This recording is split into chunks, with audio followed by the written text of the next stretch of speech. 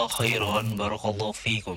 Video ini dibuat atas partisipasi dari donasi Anda. Semoga menjadi amal jariah bagi Anda semuanya.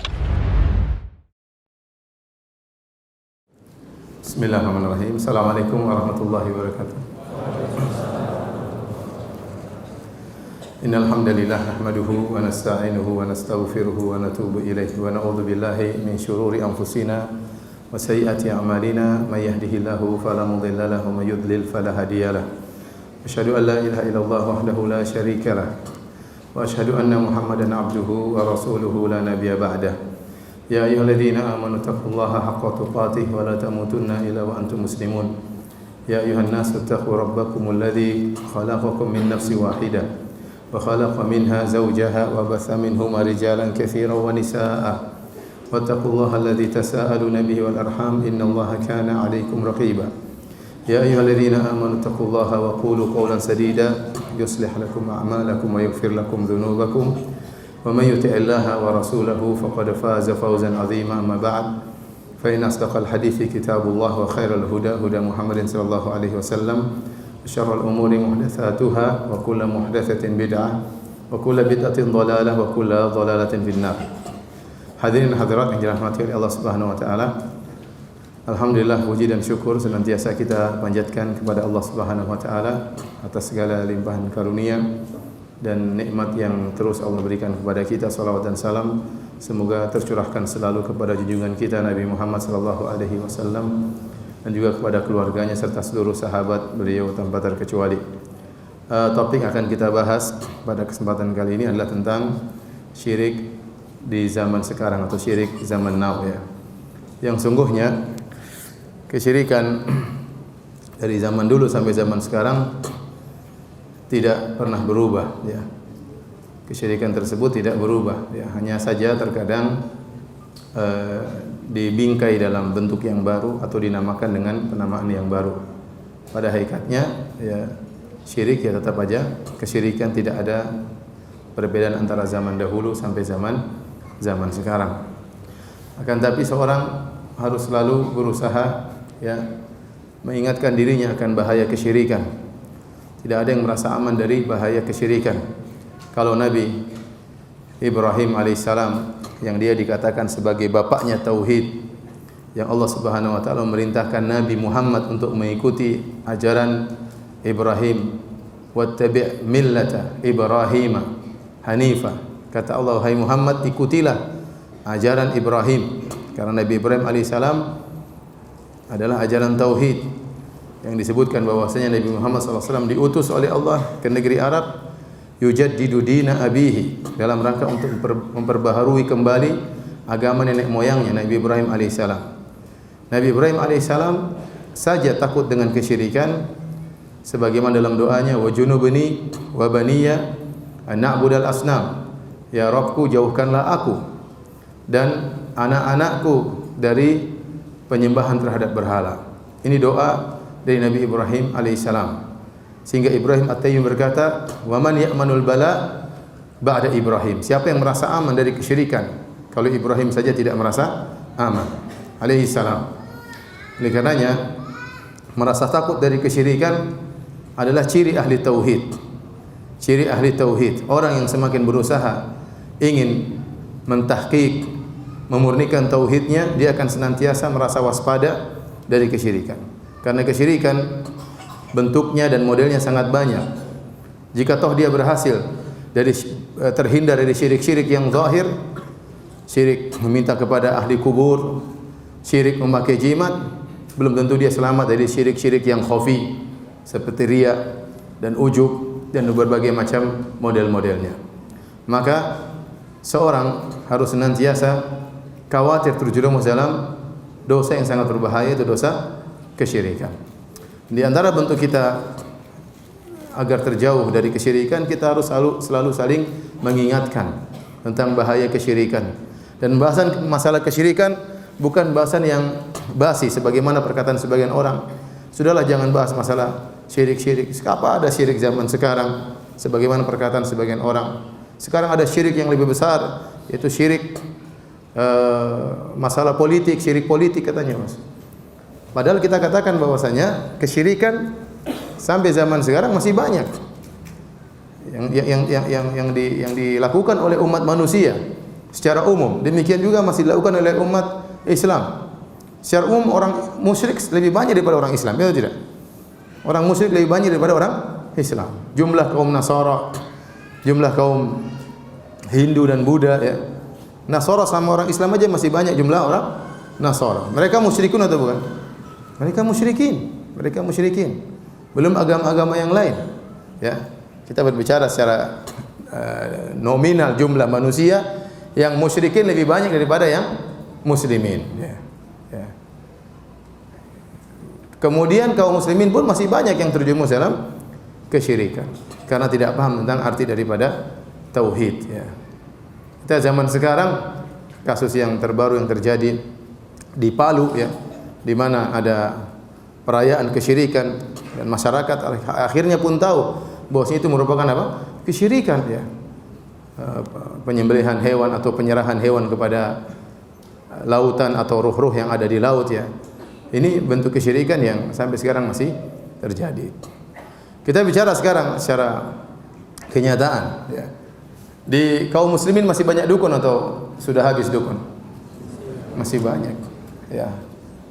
Hampir setiap kabupaten ada dukun, ya. Dan dukun sumber kesyirikan. Barang siapa yang datang ke dukun, percaya kepada dukun, kafir. Bayangkan. Sementara dukun masih banyak, ya. Bahkan saya dengar sebagian dukun sampai diekspor ke Malaysia. Saking banyaknya. Mungkin dukun Malaysia kurang canggih, lebih canggih dukun apa? Indonesia, ya.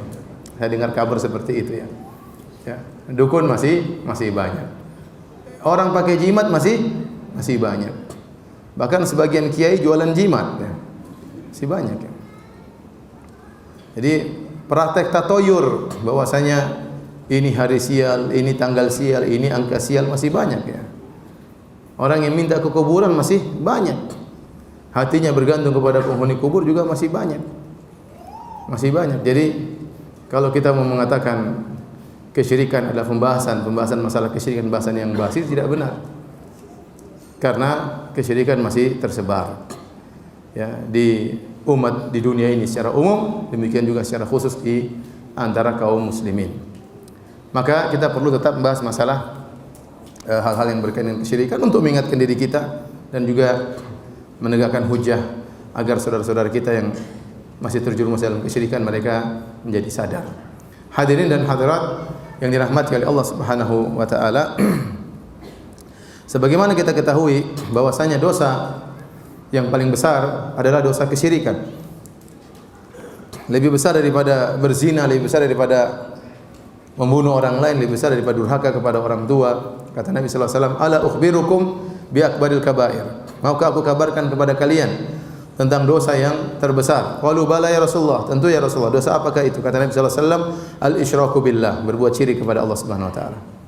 Kemudian kata Nabi sallallahu alaihi wasallam, uququl walidain, durhaka kepada kedua orang tua. Yang pertama Nabi sebut adalah berbuat syirik kepada Allah Subhanahu wa taala. Tatkala kita menilai suatu dosa besar atau tidak, kita harus menilai dengan pandangan syariat, dengan kacamata syariat. Ternyata syirik merupakan dosa besar karena dalam kesyirikan ada bentuk menyekutukan Allah dengan selain Allah. Di mana seorang menyerahkan ketundukannya kepada selain Allah, menyerahkan tawakalnya kepada selain Allah Subhanahu wa taala. Padahal tugas utama dari seorang hamba adalah beribadah kepada Allah Subhanahu wa taala. Semakin seorang hamba menghinakan dirinya di hadapan Tuhan, maka dia menjadi hamba yang terbaik. Oleh karena dalam banyak ayat Nabi sallallahu alaihi wasallam dipuji oleh Allah dengan sifat penghambaannya. Contoh firman Allah Subhanahu wa taala, subhanalladzi asra bi 'abdihi lailan minal masjidil haram ilal masjidil aqsa alladzi barakna haulahu. Kata Allah Subhanahu wa taala, maha suci Allah yang telah memperjalankan hambanya. Allah tidak mengatakan yang telah memperjalankan rasulnya. Jadi Nabi terkadang dipuji sebagai seorang rasul dan Nabi terkadang dipuji oleh Allah sebagai seorang hamba.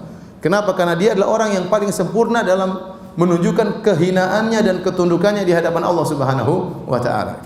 Maka dia terkadang dipuji sebagai seorang hamba dalam banyak ayat, ya.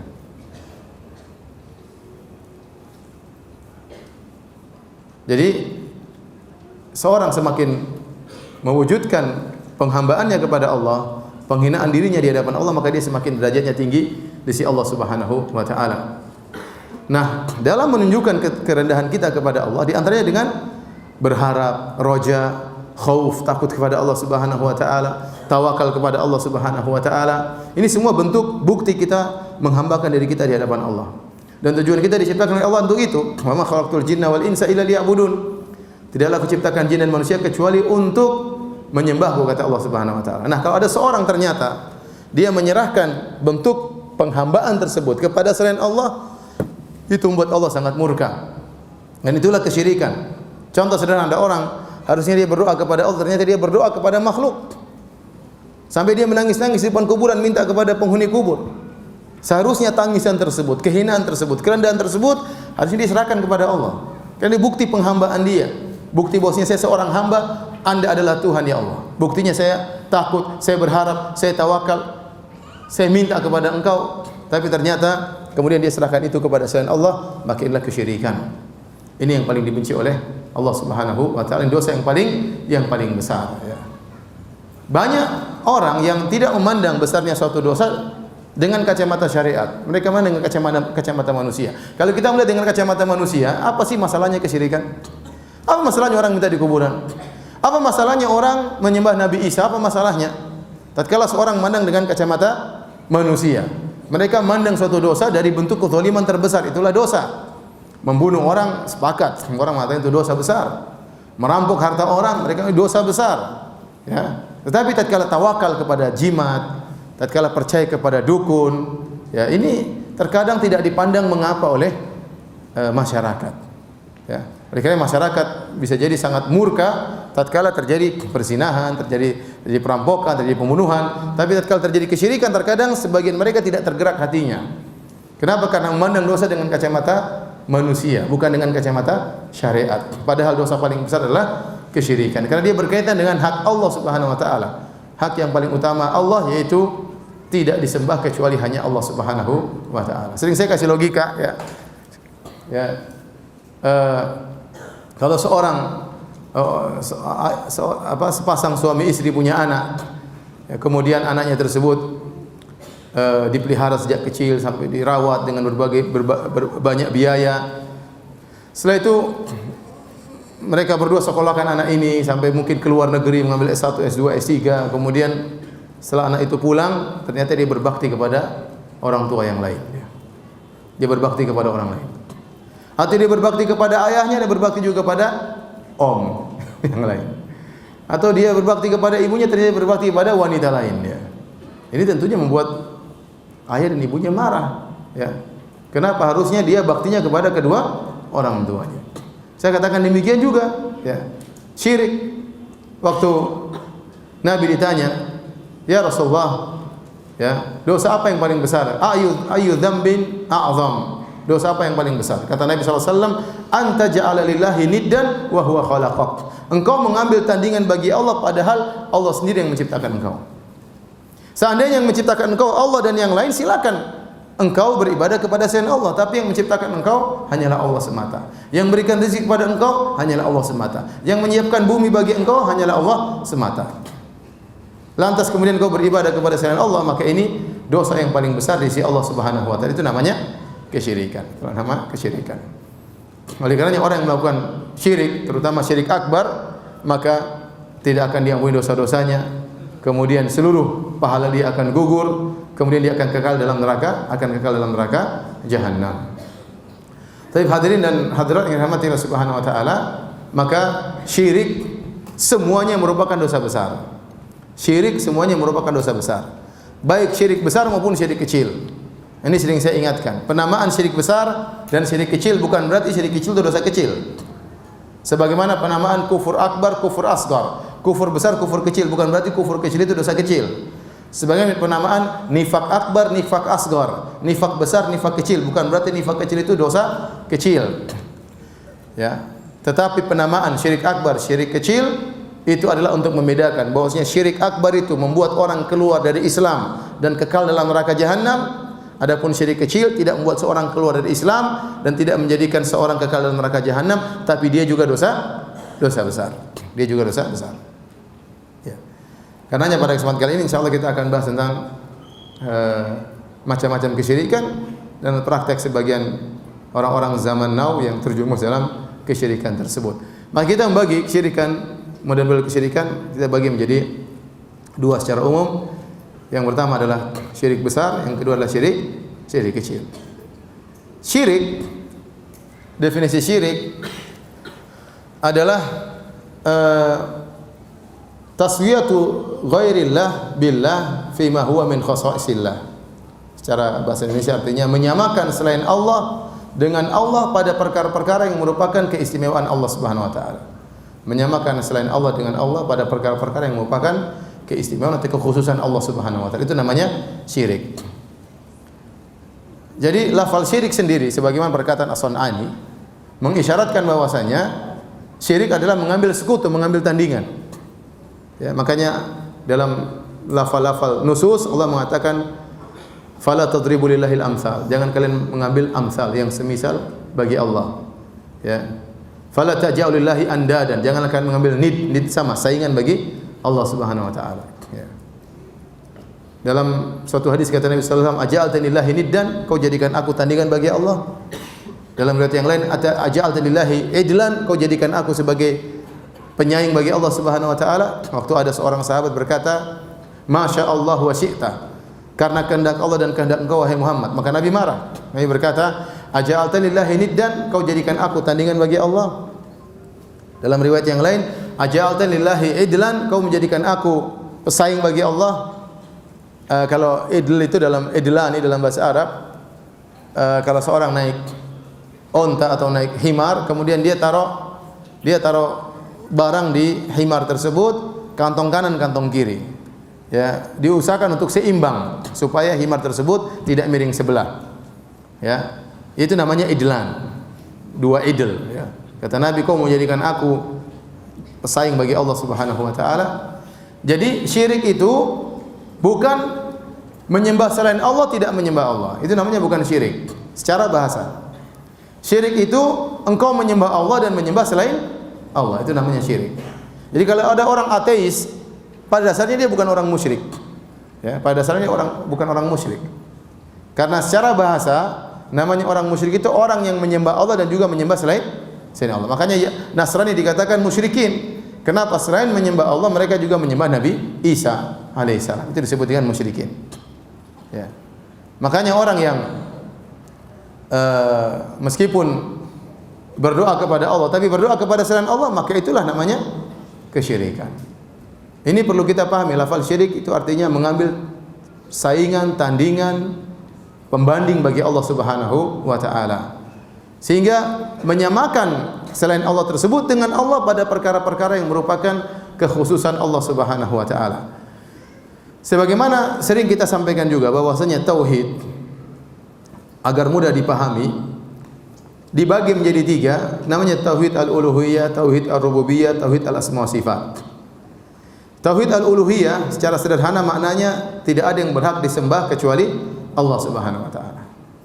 Tauhid ar-rububiyah maknanya tidak ada yang menciptakan, memiliki dan mengatur alam semesta kecuali Allah. Tauhid al-asma wa sifat artinya tidak ada yang memiliki sifat-sifat yang maha tinggi kecuali Allah Subhanahu wa taala. Tidak ada yang maha mengetahui kecuali Allah Subhanahu wa taala. Tidak ada yang mengetahui ilmu gaib kecuali Allah Subhanahu wa taala. Tidak ada yang maha mendengar kecuali Allah Subhanahu wa taala. Tidak ada yang maha melihat kecuali Allah Subhanahu wa taala. Tidak ada yang maha bijak kecuali Allah Subhanahu wa taala. Namanya tauhid asma wa sifat. Dan itu yang kita sebutkan dalam Al-Qur'an kalau kita mengatakan qul huwallahu ahad. Katakanlah Allah Maha Esa. Maha Esa dalam rububiyahnya, dalam uluhiyahnya, dalam asma wa sifat. Hanya Allah yang menciptakan, menguasai alam semesta, mengatur alam semesta. Tidak ada zat lain bersama Allah. Maka Dia Maha Esa dalam hal ini. Oleh karenanya hanya Allah yang berhak untuk disembah. Maha Esa dalam uluhiyahnya, tidak yang disembah kecuali Allah Subhanahu wa taala, dan Maha Esa dalam asma wa sifatnya. Dia yang maha melihat, maha mendengar, maha mengetahui, maha tahu hal gaib, maha memberi rizki, cuma Allah semata. Itu tauhid. Dari situ kata para ulama, kesyirikan juga secara global bisa kita klasifikasikan menjadi tiga. Syirik dalam tauhid uluhiyah, Syirik dalam tauhid asma sifat, syirik dalam tauhid ar-rububiyah. Ini bagian secara global. Syirik dalam tauhid ar-rububiyah, tatkala seorang meyakini bahwasanya ada yang menciptakan selain Allah bersama Allah, itulah syirik dalam tauhid ar-rububiyah. Atau meyakini bahwasanya ada yang ikut memiliki alam semesta ini bersama Allah, itu syirik dalam tauhid ar-rububiyah. Atau meyakini bahwasanya ada yang ikut mengatur alam semesta selain Allah, maka itu adalah syirik dalam tauhid ar-rububiyah. Apakah ada orang-orang zaman sekarang terjerumus dalam kesyirikan seperti ini? Di antara kaum muslimin saya rasa ada. Contoh di antara syirik rububiyah yang mungkin diyakini oleh sebagian kaum muslimin, meyakini bahwasanya Allah telah memberikan hak otonomi kepada sebagian makhluk untuk mengatur sebagian alam semesta. Seperti keyakinan sebagian orang bahwasanya pantai selatan dikuasai oleh Nyi Roro Kidul. Sehingga buat mereka takut kepada Nyi Roro Kidul karena mereka meyakini pantai selatan ini dikuasai oleh Nyi Roro Kidul. Seperti keyakinan sebagian orang bahwasanya gunung ini dikuasai oleh sebagian jin atau sebagian arwah. Yang ngatur masalah jin kapan dia meletus kapan enggak adalah jin tersebut. Inilah syirik dalam tauhid ar-rububiyah. Inilah tauhid dalam syirik dalam tauhid apa? Ar-rububiyah. Dan itu ada terjadi di sebagian kaum muslimin. Ada sebagian orang sudah di gunung, kemudian sudah muncul tanda-tanda gunung tersebut akan meletus. Kemudian disuruh turun, dia tidak mau. Kenapa? Belum ada wangsit. Dia punya keyakinan bahwasanya ada yang mengatur gunung ini. Itulah syirik dalam tauhid ar-rububiyah. Atau sebagian orang yang harus memberikan sajen kepada pantai selatan. Kalau tidak kasih sajen khawatir Nyi Roro Kidul ngamuk. Ini sama, syirik dalam tauhid ar-rububiyah. Keyakinan dia bahwasanya laut ini dikuasai dan diatur oleh Nyi Roro Kidul, itulah syirik dalam tauhid ar-rububiyah. Padahal yang mengatur alam semesta semuanya hanyalah Allah Subhanahu wa taala. Allah tidak pernah memberikan hak otonomi kepada siapapun. Bahkan ada malaikat-malaikat yang benar-benar mengatur alam semesta ini, itu semua mereka jalankan atas perintah Allah Subhanahu wa taala. Ada malaikat gunung, ada malaikat awan yang mengatur awan, ada yang malaikat mengatur hujan. Namun semuanya mereka hanya petugas menjalankan perintah Allah. Mereka tidak punya hak otonomi untuk mengatur hal-hal tersebut. Faham? Maka tidak boleh seorang kemudian misalnya musim kemarau lama kemudian dia ingin minta hujan, dia berkata wahai malaikat hujan turunkan hujan. Syirik atau tidak? Syirik. Mintanya kepada siapa harusnya? Allah Subhanahu wa taala. Nanti Allah yang perintahkan malaikat untuk turunkan hujan. Padahal malaikat tersebut benar-benar ngatur. Bahkan Allah bersumpah dengan para malaikat, kata Allah wal mudabbirati amra. Demi para malaikat-malaikat yang mengatur urusan. Karena memang banyak ya, malaikat-malaikat yang Allah tugaskan untuk mengatur sebagian alam semesta ini, tapi mereka sama sekali tidak punya hak otonomi. Semua hanyalah petugas yang ditugaskan oleh Allah untuk mengatur sebagian alam semesta. Ada namanya malaikat maut. Kalau antum ingin panjang umur, minta kepada siapa? Malaikat maut atau minta kepada Allah? Wahai malaikat maut, jangan dulu datang malaikat maut. Saya belum kawin malaikat, masih jomblo. Nah boleh, syirik begitu. Syirik. Jadi keyakinan bahwasanya gunung itu diatur oleh sebagian ruh atau sebagian jin, ya, Nyi Roro Kidul misalnya. Tidak tahu Nyi Roro Kidul punya suami atau tidak, saya nggak tahu. Ini adalah kesyirikan yang nyata dan ini membatalkan Islam seseorang. Demikian juga kita dapat dalam sebagian buku-buku, seperti ada buku sebagian Thariqah Sufiyah. Mereka tulis bahwasanya Allah telah memberikan kun kepada Syekh Abdul Qadir Al-Jailani. Jadi Syekh Abdul Qadir Al-Jailani kalau mengatakan kun fayakun, mengerikan. Itu syirik itu. Sejak kapan Syekh Abdul Qadir Al-Jailani diberi hak otonomi untuk kun fayakun? Wong Nabi Muhammad SAW saja tidak punya kun fayakun. Nabi waktu perang Uhud terluka atau tidak? Terluka. Kalau Nabi punya kun fayakun, dia akan mengatakan mampus kalian wahai orang musyrikin, maka mampuslah. Tapi tidak. Nabi terluka, Nabi berdarah, ya. Sampai gigi beliau tanggal. Nabi tidak pernah punya kun fayakun. Ya. Kalau Nabi punya kun fayakun, maka tidak ada yang pernah menghalangi Rasulullah sallallahu alaihi wasallam. Dan ini keyakinan bahwasanya Abdul Qadir Jailani dikasih kun oleh Allah sehingga dia bisa bilang kun fayakun, ini syirik akbar. Ini syirik akbar berkaitan dengan rububiyah. Paham? Antum sudah paham rububiyah, uluhiyah, asma wa sifat? Paham ini secara sederhana seperti itu. Baik. Kita lanjut misalnya syirik akbar dalam tauhid al-asma wa sifat. Al-asma wa sifat maksudnya meyakini Allah memiliki nama-nama terindah yang tidak ada yang menyamai Allah dalam nama-namanya karena nama-namanya mengandung makna-makna yang maha tinggi. Makanya dalam Al-Qur'an disebut wa kana Allahu sami'an basira. Allah mendengar dan melihat. Tetapi kita kalau terjemahkan dalam bahasa kita, maha mendengar, maha melihat. Ada tambahan maha. Sebagai pembeda karena kita juga melihat dan mendengar. Kita juga punya ilmu, tapi kalau kita terjemahkan dalam Al-Qur'an kita pakai kalimat apa? Maha. Maksudnya dia yang tidak ada yang menyamainya. Allah yang maha melihat, Allah yang maha mendengar, Allah yang maha mengetahui, ya. Allah yang maha kuasa, Allah yang maha berkehendak, fa'alul lima yurid. Berkehendak melakukan apa saja dan tidak ada yang bisa menghalangi kehendak Allah Subhanahu wa taala. Berbeda dengan makhluknya. Kita kalau berbicara saja tentang maha mendengar, kita dari jauh aja sudah enggak bisa dengar, ya. Ya, orang bicara dari jauh kita sudah enggak dengar, ya. Ya. Melihat kejauhan sudah kita tidak bisa lihat. Ilmu juga sangat terbatas. Makanya saya sering sampaikan, bayangkan kalau jamaah haji berkumpul di Padang Arafah, jutaan, 2 juta jemaah haji yang resmi, enggak tahu berapa yang melanggar peraturan. Taruhlah 3 juta jemaah haji. Semua berkumpul di Padang Arafah. Dalam waktu yang sama minta kepada Allah Subhanahu wa taala dengan berbagai macam bahasa. Allah dengar semuanya, Allah Maha mendengar. Allah mengerti satu persatu permintaan mereka. Jangankan mereka bicara, sebelum mereka bicara Allah sudah tahu isi hati mereka. Karena Allah Maha mendengar.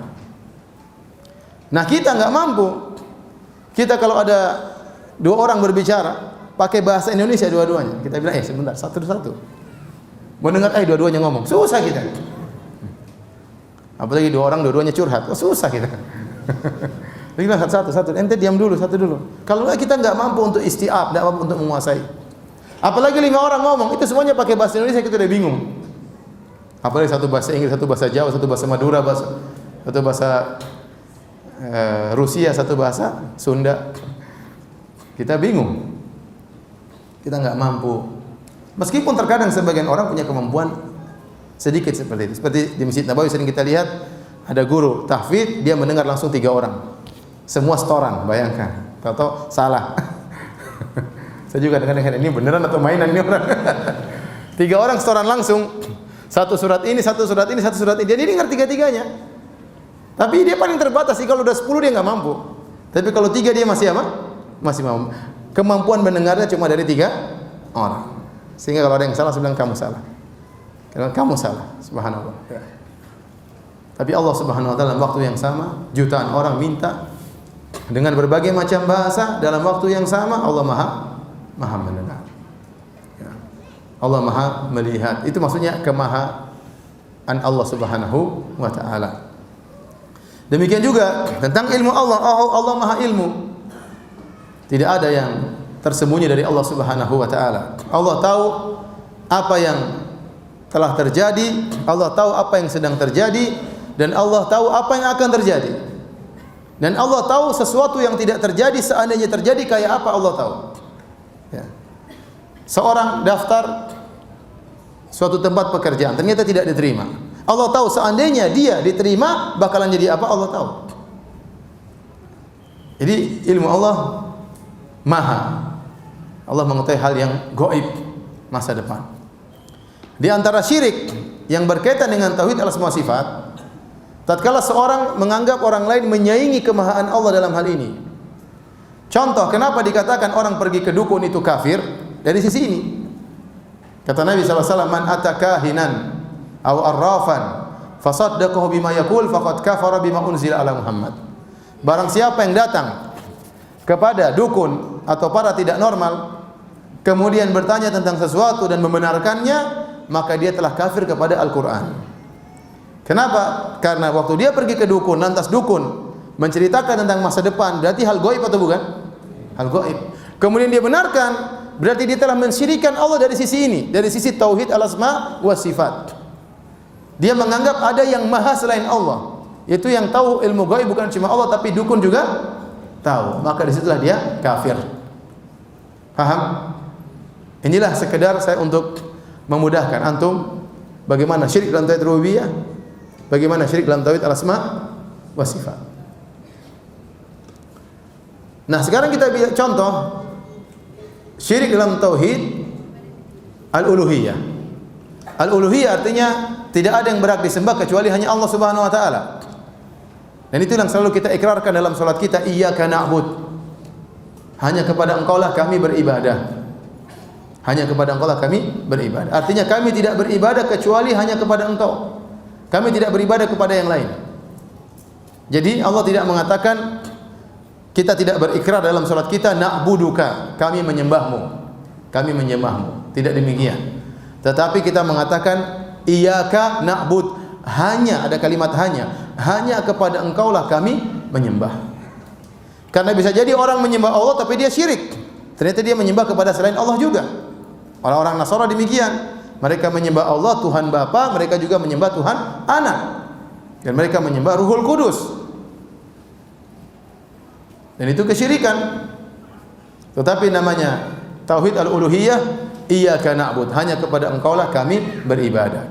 Nah, seluruh peribadatan yang diserahkan kepada selain Allah, maka itu kesyirikan dalam tauhid al-uluhiyah. Itu kesyirikan dalam tauhid al-uluhiyah. Contoh, seorang menyembelih kepada selain Allah. Seorang menyembelih kepada selain Allah. Ini adalah syirik dalam tauhid al-uluhiyah. Kenapa? Karena menyembelih adalah ibadah. Allah Subhanahu wa taala berfirman, "Qul inna salati wa nusuki wa mahya wa mamati lillahi rabbil alamin." Katakanlah, salatku dan sembelihanku, hidupku dan matiku hanya untuk Allah Subhanahu wa taala. La syarikalah. Tidak ada syarikat baginya, tidak ada sekutu baginya. Sebagaimana kita tidak boleh salat kepada selain Allah, tidak boleh kita sujud kepada selain Allah, dan itu merupakan kesyirikan, maka demikian pula tidak boleh kita menyembelih kepada selain Allah, karena sembelihan adalah ibadah. Kata Allah Subhanahu wa taala dalam ayat yang lain, "Fasholli li rabbika wanhar." Salatlah hanya untuk Rabbmu dan sembelihlah hanya untuk Rabbmu.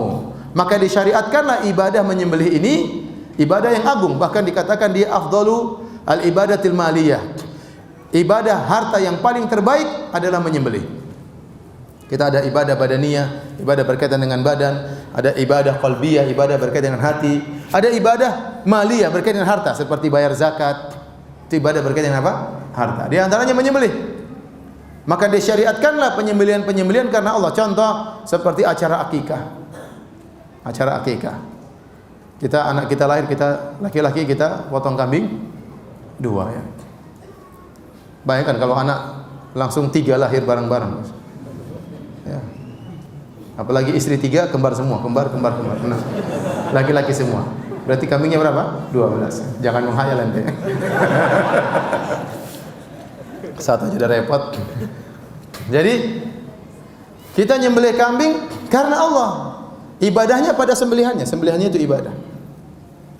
Contoh, tatkala hajian, orang berhaji membayar namanya hadiyu. Hadiyu itu hewan yang dibawa. Terkadang dibawa dari luar kota, dibawa ke Mekah.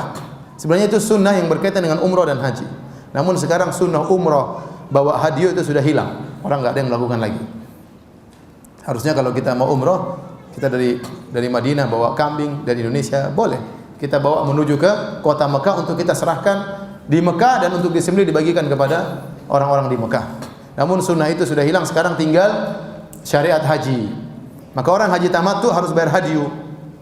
Mereka nyembelih untuk siapa? Untuk Allah Subhanahu wa taala. Dagingnya boleh dimakan. Daging boleh dimakan sendiri, enggak ada masalah. Yang tidak boleh dimakan kalau hewan pelanggaran, melanggar potong kambing tidak boleh dimakan.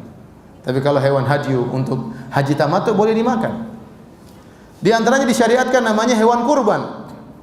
Hewan kurban itu ibadah intinya menyembelihnya itu. Adapun sedekah dengan dagingnya itu perkara kedua, bukan perkara utama. Oleh karena sebagian ulama berpendapat, mana lebih utama? Uangnya tidak usah beli kambing, kita sedekahkan, atau kambingnya? Kata para ulama, beli kambingnya untuk disembelih karena ibadahnya bukan pada dagingnya. Yang utama pada apa? Sembelihannya. Maka disunahkan seorang kalau menyembelih, nyembelih sendiri.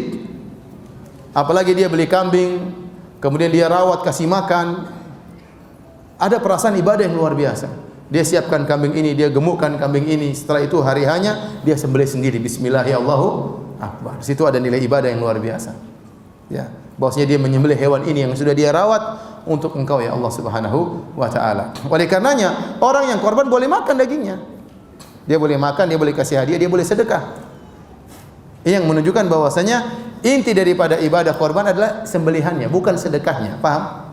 Sedekahnya oke, tapi yang intinya adalah sembelihannya. Maka disunahkan seorang menyembelih sendiri. Ya, karena di situlah nilai ibadah. Nah, ini ibadah yang agung. Ibadah yang agung. Nah, kalau seorang ternyata menyerahkan ibadah ini kepada selain Allah, maka dia syirik akbar, keluar dari Islam. Kata Nabi SAW, la'anallah man dzabaha li ghairillah. Allah melaknat orang yang menyembelih kepada selain Allah Subhanahu wa taala.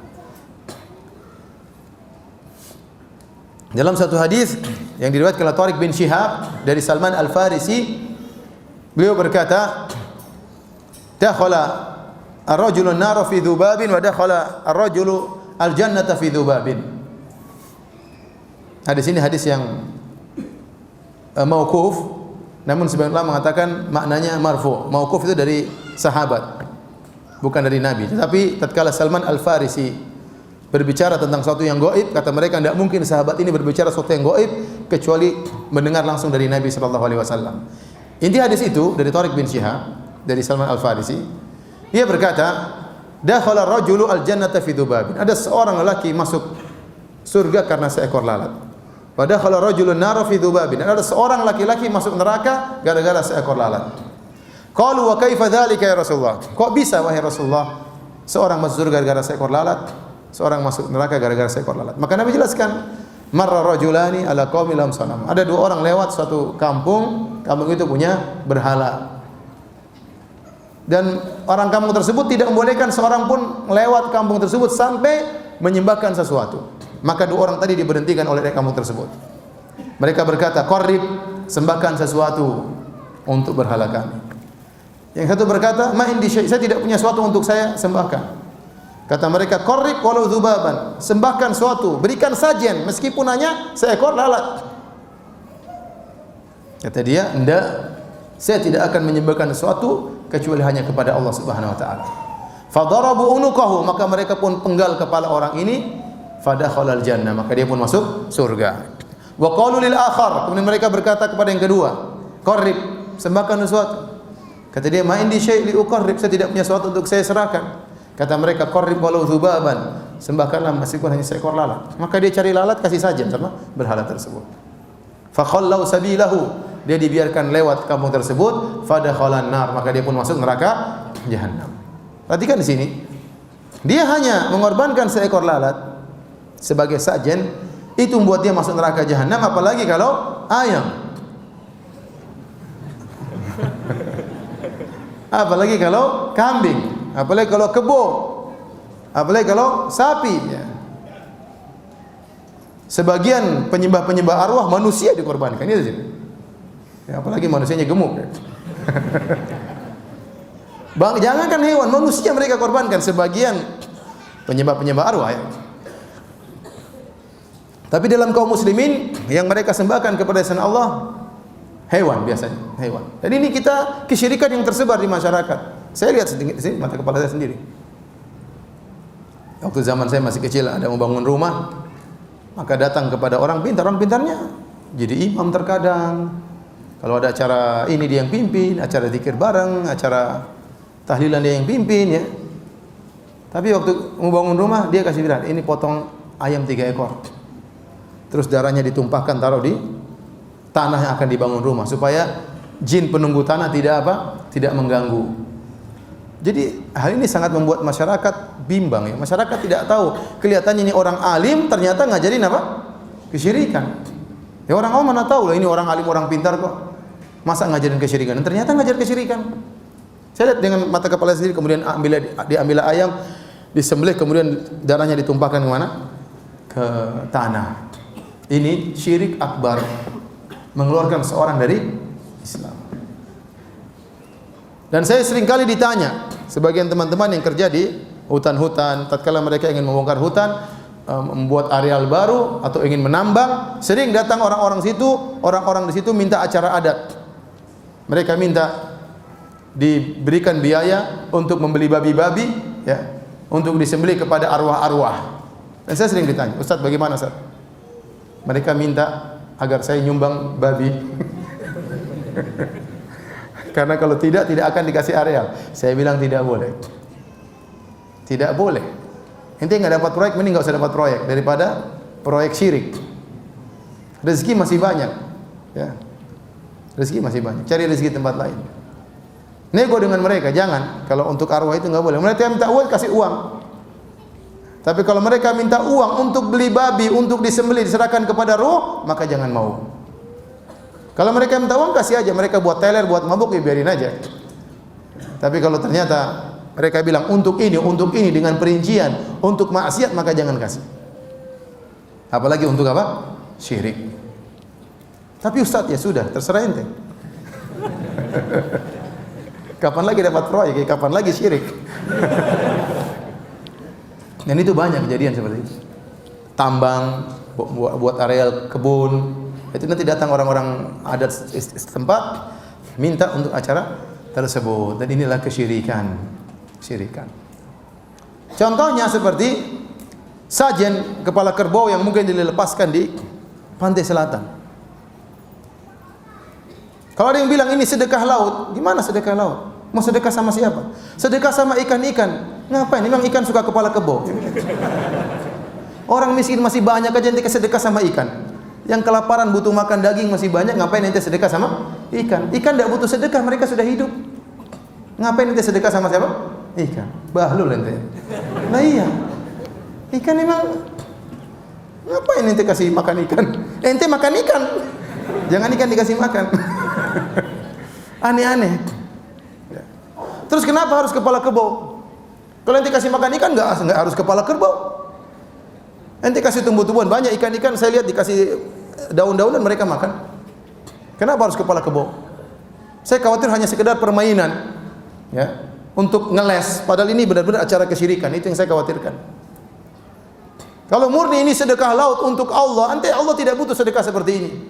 Ente kalau berkorban caranya benar, tunggu hari korban, ente sembelih tidak apa-apa. Ngapain ente taruh di lautan? Buang-buang, ini rizki. Kerbau banyak yang suka atau tidak? Banyak yang suka dimakan. Ngapain ente sembelih taruh di laut? Kurang kerjaan. Terus pakai ritual mau meletakkan kepala kerbau. Jangan main-main dengan kesyirikan. Jangan bermudah-mudah dengan kesyirikan. Kesyirikan itu kita harus lari sejauh-jauhnya. Jangan nyerempet-nyerempet. Hati-hati. Kalau nyerempet-nyerempet zina saja berbahaya, apalagi nyerempet-nyerempet apa? Syirik. Ini contoh ya, syirik akbar ya. Dulu zamannya Lumpur Lapindo juga gitu. Ada yang bilang, udah lemparkan kambing berapa ekor. Lempar, lumpurnya masih keluar, oh kambingnya kurang. Kurang syirik. Subhanallah. Sampai zaman modern seperti ini masih ada yang percaya seperti ini. Masih ada. Selama iblis belum mati, syirik masih jalan. Syirik masih apa? Jalan. Ini termasuk syirik yang banyak tersebar di masyarakat. Kita katakan tadi, lalat saja bisa buat orang masuk neraka, sajen lalat, apalagi seperti itu. Kemudian apa namanya? Sapi, kerbau, kambing dan yang lain. Ini mengerikan ya. Jangan kita tunjukkan keriduan kita dengan kesyirikan sedikit pun, hati-hati. Ya boleh. Ya. Wa may yakfur bit-taghuti wa yu'min billah. Barang siapa kufur kepada tagut dan beriman kepada Allah. Syaratnya dua. La ilaha illallah. Tidak ada yang berhak disembah kecuali siapa? Allah. Seluruh sembahan selain Allah harus diingkari. Adapun menunjukkan keridhaan, meskipun tidak melakukan berbahaya. Biarin aja lah. Itu tidak apa-apa lah. Antum enggak lakukan, saya enggak, tapi tidak apa-apa. Enggak boleh begitu. Ente bilang enggak, saya enggak lakukan dan itu enggak boleh. Haram dalam Islam. Ustaz ini kan tradisi. Tradisi harus difilter oleh Islam. Tradisi Nusantara harus difilter oleh Islam. Sebagaimana Nabi SAW dulu memfilter tradisi Arab. Seluruh tradisi Arab yang tidak sesuai dengan Islam dibuang oleh Nabi SAW. Arab dahulu punya tradisi banyak. Tradisi kesyirikan, tradisi jimat, tradisi menyembelih di depan berhala. Arab dahulu punya tradisi tidak pakai jilbab, tradisi judi, tradisi minum khamar. Bahkan mereka minum khamar itu sebuah kebanggaan. Bahkan mereka buat bait-bait syair tentang minum khamar. Orang kalau minum khamar berarti dia sudah bahagia, berarti hidupnya sudah mapan, sehingga mereka bangga kalau minum khamar. Apakah Nabi datang? Biarkan itu semua? Tidak. Nabi datang dengan Arab apa dengan Islam? Dengan Islam. Kemudian dengan Islam tersebut Nabi memfilter Nusantara Arab. Paham? Bukan Islam yang kita Arabkan, bukan. Maka Islam rahmatan lil alamin untuk seluruh umat di alam semesta. Saya sering sampaikan Nabi SAW berdakwah kemudian mengirim surat kepada Raja Romawi, Raja Persia, agar mereka orang Persia masuk Islam. Agar Persia difilter jadi Islam. Agar Romawi difilter jadi Islam. Islam ingin mengislamkan Romawi, ingin mengislamkan Persia. Bukan mempersiakan Islam, bukan meromawikan apa? Islam. Sampai Islam ke Nusantara pun demikian. Nusantara harus diislamkan, bukan Islam dinusantarakan.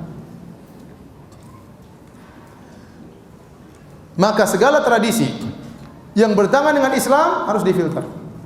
Kalau Anda orang Islam, kalau Anda bukan orang Islam, silakan bertahan dengan tradisi Nusantara yang bertentangan dengan Islam. Kalau Anda bukan orang Islam, ya silakan. Tapi kalau Anda orang Islam, maka Anda harus terikat dengan aturan apa? Islam. Tidak boleh membiarkan tradisi kalau tradisi tersebut kesyirikan dengan dalih ini menjaga tradisi warisan leluhur, tidak boleh. Kalau syirik, kalau haram harus ditinggalkan. Taib. Ini contoh adalah kesyirikan dalam tauhid al-uluhiyah. Contoh lain di antara kesyirikan dalam tauhid al-uluhiyah, menyerahkan ibadah kepada selain Allah, seperti berdoa kepada selain Allah Subhanahu wa taala. Berdoa kepada selain Allah Subhanahu wa taala. Di antara ibadah yang sangat agung, bahkan termasuk ibadah yang teragung adalah berdoa kepada Allah Subhanahu wa taala. Ya. Makanya Nabi sallallahu alaihi wasallam pernah bersabda, "Ad-du'a'u huwal ibadah." Doa itu adalah ibadah itu sendiri. Dalam hadis riwayat yang dhaif kata Nabi, "Ad-du'a'u mukhul ibadah." Namun maknanya benar. Doa itu adalah intisari ibadah. Kenapa? Karena ibadah itu maknanya ketundukan. Maknanya menghinakan diri di hadapan Sang Pencipta. Dan hubungan yang paling kuat antara hamba dengan pencipta adalah hamba tersebut seorang hamba menghinakan dirinya, merendahkan dirinya kepada Sang Pencipta. Dan itu sangat nampak, sangat terwujudkan dalam doa. Bayangkan orang berdoa. Kenapa dia mengangkat tangan? Dia mengangkat tangan berdoa minta kepada Allah, dia mengakui kehinaan dirinya. Dia mengakui ketidakmampuannya. Dia mengakui keagungan Allah Subhanahu wa taala. Maka doa itu ibadah yang sangat agung. Makanya tatkala seorang sujud paling dianjurkan untuk berdoa. Kata Nabi sallallahu alaihi wasallam, "Aqrabu ma yakunul 'abdu min rabbih wa huwa sajid." Kondisi seorang sangat dekat dengan Allah tatkala sedang apa? Sujud. Fa aktsiru fihi doa, maka perbanyaklah doa. Dan sujud adalah kondisi yang paling baik. Kenapa? Karena di situ orang menghinakan dirinya, merendahkan dirinya. Maka di antara ibadah yang sangat agung adalah berdoa. Wa qala rabbukum ud'uni astajib lakum. Kata Rabb kalian, berdoalah kepadaku. Kita ini kalau berdoa kepada Allah, dikabulkan enggak dikabulkan, kita dapat pahala. Dikabulkan enggak dikabulkan, tidak dapat pahala karena kita sudah menghinakan diri kita meskipun sesaat, meskipun 5 menit, merendahkan diri kita apalagi sampai menangis. Itulah yang Allah sukai dari hambanya. Tatkala dia mengakui kehinaannya, tatkala dia mengakui kerendahannya. Oleh karena dianjurkan tatkala seorang berdoa mengakui kekurangannya. Seperti doanya Nabi Zakaria. Idz nada rabbahu nidaan khafiyya. Tatkala dia berdoa dengan suara yang lirih. Rabbi inni wahanal azmu washta'ala ar-ra'su shayba wa lam akum bi du'aika rabbi shaqiyya wa inni khiftul mawaliya min wara'i wa kanat imra'ati akhira fahab li min ladunka waliyya. Kata Allah Subhanahu wa taala tatkala Nabi Zakaria berdoa dengan suara yang lirih, dia yakin Allah Maha mendengar. Dengan suara yang lirih Allah Maha mendengar. Dia sendirian. Dia mengatakan, "Ya Rabbku, tulangku sudah rapuh, saya sudah sangat tua. Rambutku sudah putih seluruhnya. Istriku mandul ya Allah." Dia berdoa. Jadi seorang kalau berdoa, rendahkan dirinya, ngakui kekurangannya di hadapan Allah, terus dia puji Allah, maka itu sangat mudah untuk dikabulkan oleh Allah Subhanahu wa taala. Oleh karena doa itu ibadah yang sangat mulia. Nah, kalau ada orang ternyata menyerahkan ibadah mulia ini kepada selain Allah, ini syirik paling top. Syirik paling top. Makanya di antara syirik yang paling berbahaya, syirik berdoa kepada selain Allah. Syirik bertingkat-tingkat. Syirik menyembelih tadi juga syirik. Tapi lebih parah daripada itu, syirik berdoa kepada selain Allah. Allah berfirman, "Wa man adallu mimman yad'u min dunillah." Dan siapakah yang lebih sesat daripada orang yang berdoa kepada selain Allah? Jawabannya tidak ada. Yang paling syirik, puncak kesyirikan, super syirik adalah berdoa kepada selain Allah Subhanahu wa taala. Itu terjadi sekarang. Ada yang berdoa kepada Nabi Isa. Ada yang berdoa minta kepada malaikat. Ada yang berdoa kepada orang-orang soleh. Satu berkata, "Ya Husain, ya Husain." Satu berkata, "Ya Ali, ya Ali." Satu berkata, "Ya Fatimah, ya Fatimah." Satu berkata, "Ya Abdul Qadir Jailani." Yang satu berkata, "Ya Badawi, ya Badawi." Itu terjadi di antara kaum muslimin. Itulah syirik yang sangat berbahaya, berdoa kepada selain Allah Subhanahu wa taala. Kalau ada orang datang ke kuburan kemudian minta-minta kepada penghuni kubur, ini dosa paling besar, Saudara. Kemudian dia wali fulan, ya wali fulan, saya sudah begini wali fulan, saya sudah lama enggak lulus wali fulan. Sang wali juga enggak sekolah, mau lulus. Jadi seperti itu. Wahai wali fulan, saya sudah nikah 10 tahun enggak punya anak, wali fulan. Wali dulu enggak punya anak, mandul dia. Jadi ini dia bayangkan orang berdiri di depan, ada yang ya Muhammad, berdoa kepada Nabi sallallahu alaihi wasallam.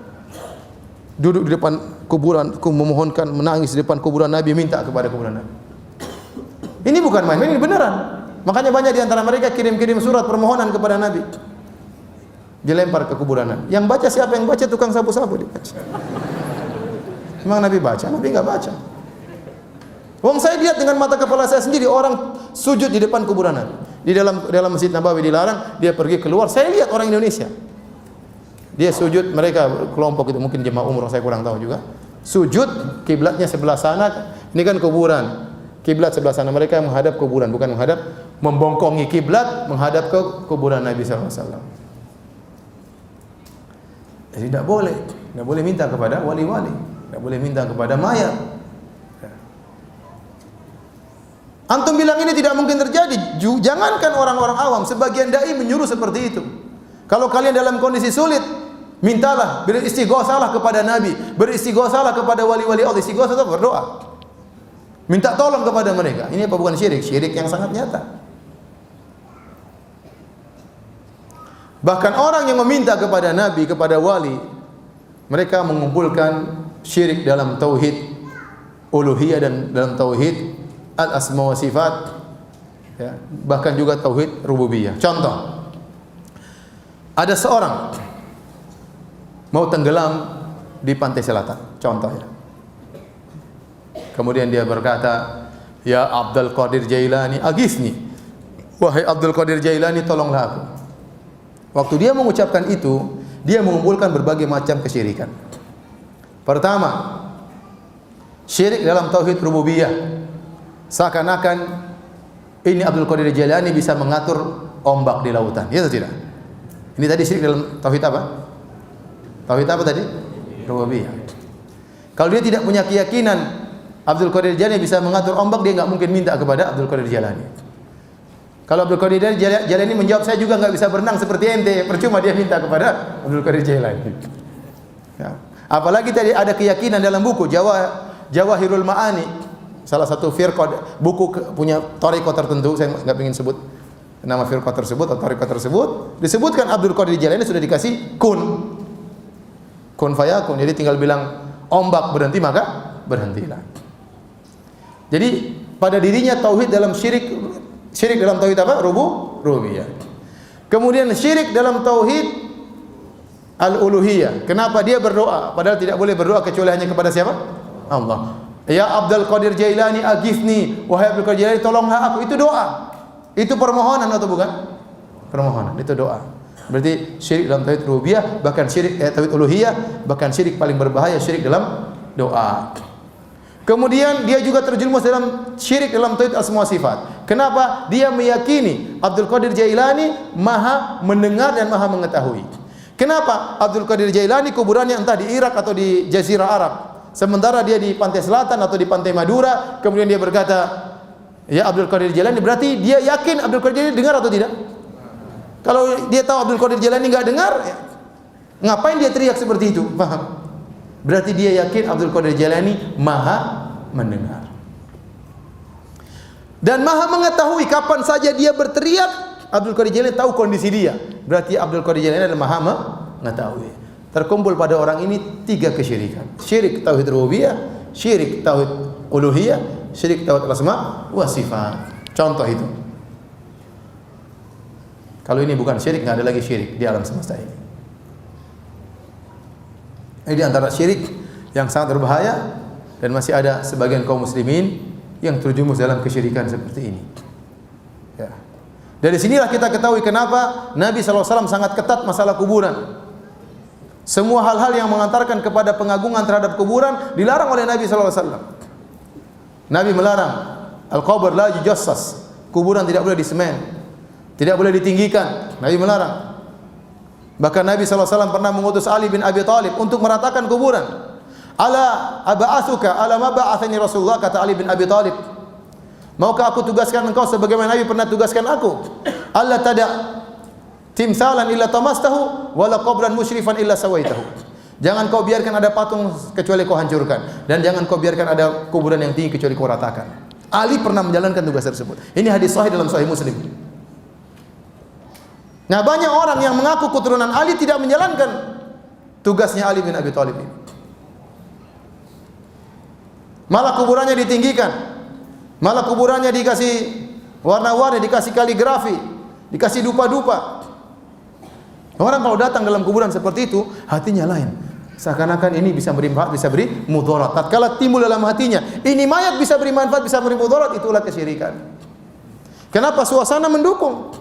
Ini itu disebut oleh Imam Syaukani dalam kitabnya Syarhus Sudur. Antum baca, Imam Syaukani ulama Yaman, ulama terkenal yang punya kitab Nailul Awtar.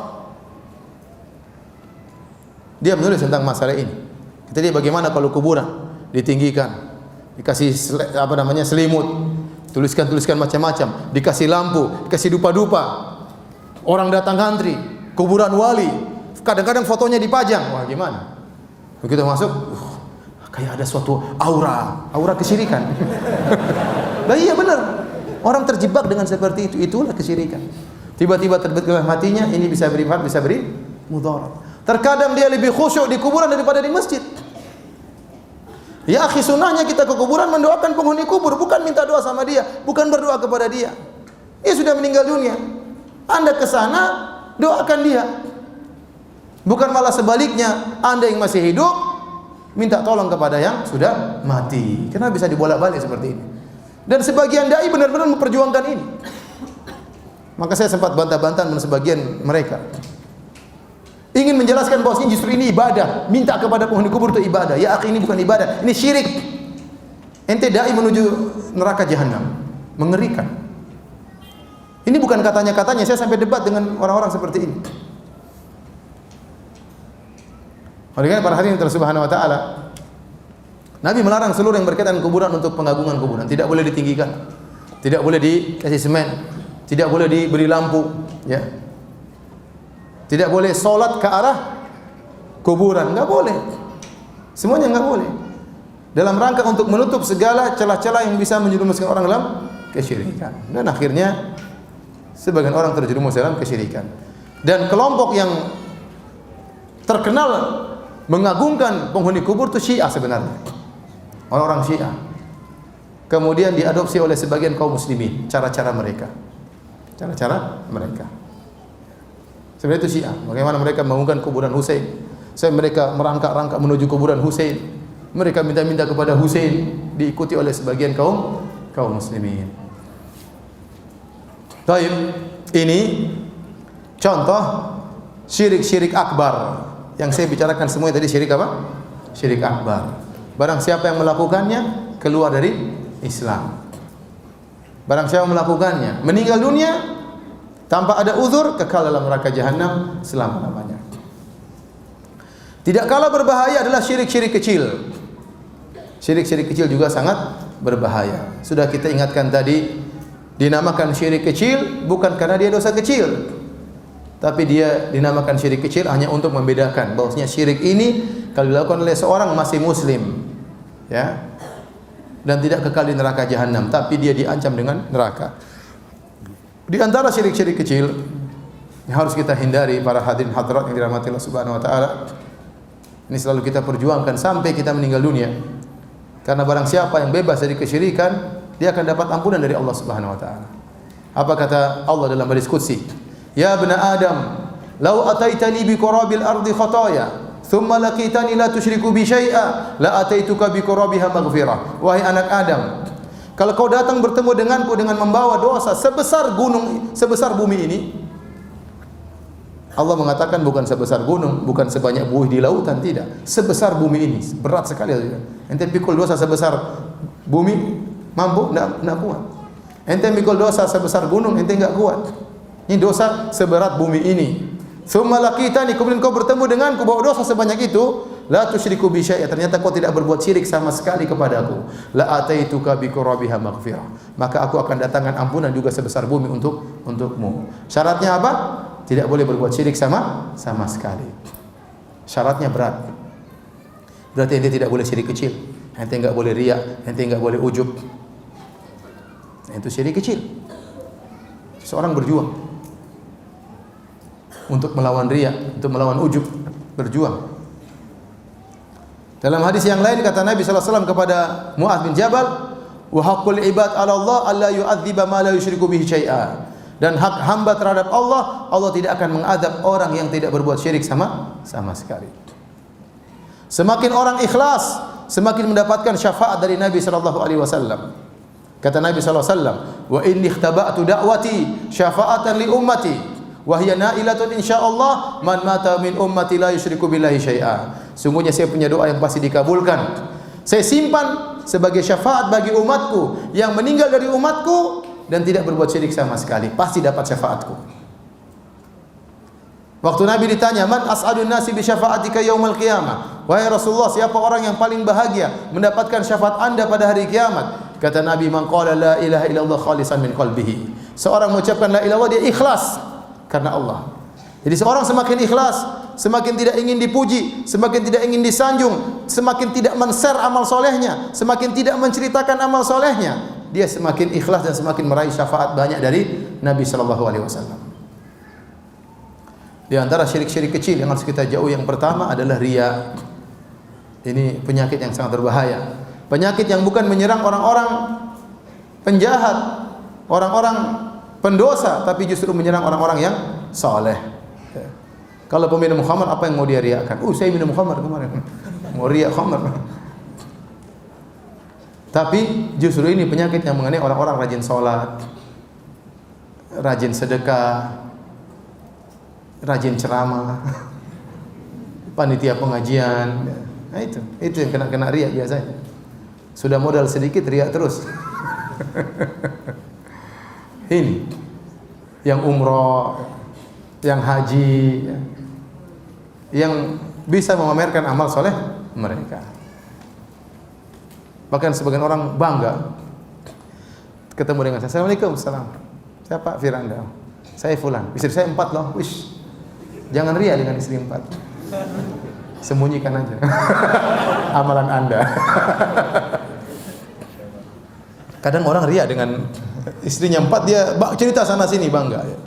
Ya mungkin dia maksudnya untuk apa? Untuk jadi teladan. Tapi khawatir hanya sebagai sarana untuk apa? Ria ya. Alhamdulillah antum enggak kan? Satu aja belum punya. Baik. Hadirin. Jadi Nabi bersabda dalam hadisnya, "Man istata'a minkum an yakuna lahu khabi'un min amalin shalih falyaf'al." Barang siapa di antara kalian yang mampu punya amalan saleh yang tersembunyi maka lakukanlah. Di antara sarana agar kita terjauhkan dari riya, biasakan diri kita sembunyikan amalan saleh. Tidak kita ceritakan, tidak kita share kecuali memang benar-benar maslahatnya besar. Kalau tidak ada maslahatnya, kurang maslahat sedikit, mending kita sembunyikan. Kita sembunyikan. Ustaz, saya share sebagai teladan agar memotivasi mereka. Kalau itu benar-benar tujuannya, maka tidak mengapa. Tapi kalau motivasi sekaligus riya, itu bahaya. Ya. Benar karena motivasi? Iya sih, tapi ada riyanya juga, itu bahaya. Itu bahaya. Sekarang semua orang apa saja dilakukan di share. Ya. Berbakti sama orang tuanya dia share, dia umrah dia share, ikut pengajian dia share, ya. Kemudian dia sayang kepada istrinya dia share, dia ngaji dia share, ya. Bahkan terkadang dia foto lagi baca Quran, ya. Lagi bagi-bagi sedekah di foto, subhanallah. Terkadang ada tim pencitraannya. Iya. Hati-hati yang ditukang tim pencitraan itu. Ngajari ustadznya ria, hati-hati. Hati-hati. Tilka darul akhirah naj'aluha lil ladzina la yuriduna uluwan fil ardi wala fasadan. Itulah darul akhirah, surga. Kami berikan kepada orang-orang yang tidak menginginkan ketinggian di atas muka bumi. Jangan cari ketenaran, jangan cari ketinggian. Baik, jadi seorang berusaha melawan riya. Kalau riya muncul, lawan riya tersebut. Ya, biasakan banyak amal soleh. Kalau bisa disembunyikan maka sembunyikan. Kalau terpaksa ditampakkan tidak mengapa. Yang penting niatnya untuk benar-benar motivasi bagi umat. Ya. Yang kedua di antara syirik kecil adalah ujub. Kalau riya tadi karena ingin dilihat, karena ingin disebut-sebut, sum'ah. Kalau ujub sisi syiriknya adalah merasa berhasil karena dirinya. Ujub yaitu orang merasa bahwasanya dia berhasil, dia punya andil dalam keberhasilan tersebut. Padahal keberhasilan murni dari siapa? Allah Subhanahu wa taala. Anda melakukan sebab tapi keberhasilan murni dari Allah Subhanahu wa taala. Terkadang tidak terasa dia mengucapkan ujubnya dia. Dia mengatakan kalau bukan saya cerdas saya tidak akan berhasil. Kalau bukan karena saya banyak pengalaman saya tidak akan berhasil. Saya berhasil ini karena saya banyak pengalaman. Dari 0 sampai Z. Dari A sampai apa? Z. Kadang-kadang seperti itu. Dia tidak terasa dia mengucapkan kata-kata yang menunjukkan keberhasilan seakan-akan karena dia hebat. Padahal tidak, seluruh kehebatan dari siapa? Allah. Anda cerita pengalaman boleh, tapi jangan lupa di sela-sela pengalaman tersebut puji Allah. Ini semua karena Allah. Dan kita mengucapkan ini semua karena Allah bukan karena sok tawadhu ya, benar-benar tawadhu. Karena ada orang yang mengucap ini semua karena Allah, tapi sebenarnya dia sombong ya. Hanya sekedar supaya dibilang apa? Tawadhu. Enggak. Ente tawadhu bukan karena riya, jangan tawadhu riya ya. Ente tawadhu karena Allah Subhanahu wa taala. Merendahkan diri untuk meninggikan mutu. Itu namanya tawadhu riya. Dalam tawadhu juga ada riya, ya atau tidak? Ada riya, dalam tawadhu juga ada riya. Tapi benar-benar ungkapkan bahwasanya semata-mata dari Allah Subhanahu wa taala. Siapa saya? Saya bukan siapa-siapa bisa berhasil. Semua karena Allah Subhanahu wa taala. Jangan bilang karena saya pintar. Saya sini sampaikan. Kepintaran tidak berbanding lurus dengan kekayaan. Betapa banyak orang pintarnya luar biasa, kepalanya sampai botak tengah, enggak kaya-kaya. Bukankah pernah ada cerita, seorang saya cerita, kami sekolah berempat. Yang 3 lulus, yang 1 enggak lulus. Sekarang kami bertiga kerja sama yang enggak lulus itu. Yang enggak lulus ternyata jadi bos. Kekayaan tidak berbanding lurus dengan kecerdasan. Betapa banyak orang enggak cerdas tapi kaya raya. Rezeki dari Allah. Maka tatkala Anda berhasil, Anda jangan bilang karena saya pintar. Jangan juga seorang berhasil mengatakan karena saya banyak pengalaman. Betapa banyak orang punya pengalaman enggak kaya-kaya. Kenapa pengalamannya jadi anak buah terus? Enggak pernah punya pengalaman jadi bos. Enggak pernah jadi bos. Jadi segala keberhasilan Anda murni dari Allah. Anda cerdas dari Allah. Anda pintar dari Allah. Anda punya pengalaman juga Allah yang menjebak Anda sehingga punya pengalaman. Anda diberi kemudahan oleh Allah Subhanahu wa taala, maka serahkan seluruhnya kepada Allah. Benar-benar murni dari hati Anda. Ini semua karena Allah Subhanahu wa taala. Taib. Di antara tadi yang kita katakan syirik kecil adalah ujub. Ya, dan barang siapa tertimpa ujub, maka amalannya akan gugur. Sebagaimana pernyataan seorang penyair, "Fal ujuba fahdharhu, innal ujuba mujtarifun a'mala sahibihi fi sailihil arimi." Hati-hatilah terhadap ujub. Sungguhnya ujub itu akan menggeret amalan orang yang ujub kepada buih banjir yang diakibatkan oleh ujub tersebut, ya. Maka akan menjadi buih yang terbuang, tidak ada nilainya. Seorang jangan ujub. Di antara syirik kecil adalah bersumpah dengan nama selain Allah Subhanahu wa taala, ya.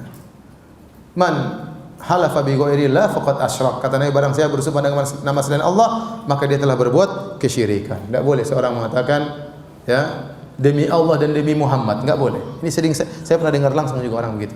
Demi Allah, demi Rasul, enggak boleh. Pernah ada yang bersumpah demi kubah hijau di Masjid Nabawi. Ya, kalau kubah hijau, apa hubungannya dengan kubah hijau di Masjid Nabawi? Ada yang bersumpah dengan demikian. Demi Ka'bah pun tidak boleh, demi Ka'bah enggak boleh. Makanya di zaman Nabi ada seorang musyrik datang kepada Nabi mengatakan, innakum tusyrikun. Kalian berbuat syirik wahai kaum muslimin. Taquluna wal Ka'bati. Kalian berkata demi Ka'bah. Nabi dapat laporan dari seorang Yahudi. Yahudi ini ngerti mana syirik mana enggak.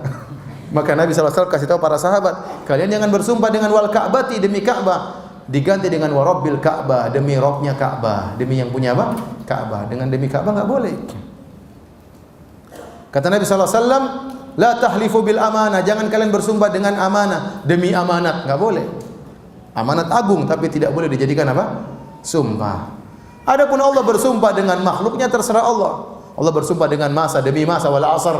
Allah bersumpah dengan duha, wal duha, wal laili idza saja, wal fajri. Allah bersumpah dengan waktu, terserah Allah.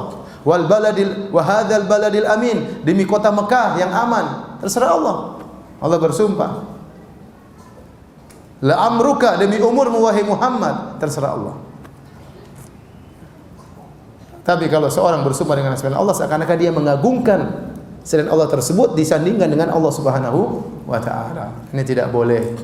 Maka tidak boleh seorang bersumpah dengan nama selain Allah Subhanahu wa taala. Baik, di antara syirik kecil yang banyak tersebar di masyarakat adalah pakai jimat.